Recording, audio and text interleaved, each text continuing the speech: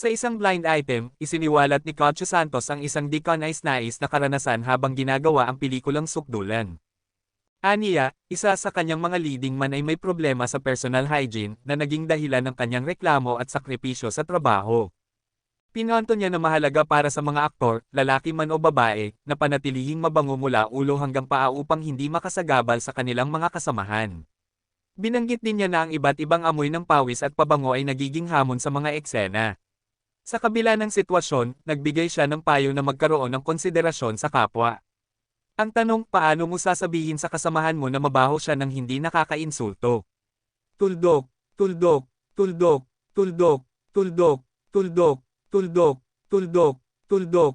Sa isang blind item, isiniwalat ni Cacho Santos ang isang di kanais-nais na karanasan habang ginagawa ang pelikulang Sukdulan.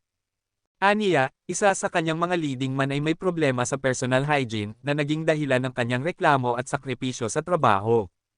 Pinanto niya na mahalaga para sa mga aktor, lalaki man o babae, na panatilihing mabango mula ulo hanggang paa upang hindi makasagabal sa kanilang mga kasamahan. Binanggit din niya na ang iba't ibang amoy ng pawis at pabango ay nagiging hamon sa mga eksena. Sa kabila ng sitwasyon, nagbigay siya ng payo na magkaroon ng konsiderasyon sa kapwa. Ang tanong, paano mo sasabihin sa kasamahan mo na mabaho siya nang hindi nakakainsulto? Tuldok, tuldok, tuldok, tuldok, tuldok, tuldok, tuldok, tuldok, tuldok.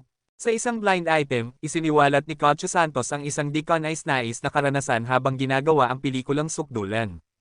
Aniya, isa sa kanyang mga leading man ay may problema sa personal hygiene na naging dahilan ng kanyang reklamo at sakripisyo sa trabaho. Pinanto niya na mahalaga para sa mga aktor, lalaki man o babae, na panatilihing mabango mula ulo hanggang paa upang hindi makasagabal sa kanilang mga kasamahan. Binanggit din niya na ang iba't ibang amoy ng pawis at pabango ay nagiging hamon sa mga eksena. Sa kabila ng sitwasyon, nagbigay siya ng payo na magkaroon ng konsiderasyon sa kapwa. Ang tanong, paano mo sasabihin sa kasamahan mo na mabaho siya nang hindi nakakainsulto?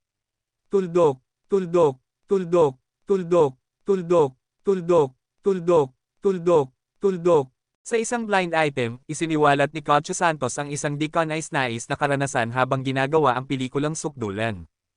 Aniya, isa sa kanyang mga leading man ay may problema sa personal hygiene na naging dahilan ng kanyang reklamo at sakripisyo sa trabaho. Pinanto niya na mahalaga para sa mga aktor, lalaki man o babae, na panatilihing mabango mula ulo hanggang paa upang hindi makasagabal sa kanilang mga kasamahan. Binanggit din niya na ang iba't ibang amoy ng pawis at pabango ay nagiging hamon sa mga eksena.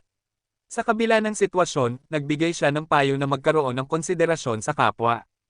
Ang tanong, paano mo sasabihin sa kasamahan mo na mabaho siya nang hindi nakakainsulto? Tuldok, tuldok, tuldok, tuldok, tuldok, tuldok, tuldok, tuldok, tuldok. Sa isang blind item, isiniwalat ni Cacho Santos ang isang di kanais-nais na karanasan habang ginagawa ang pelikulang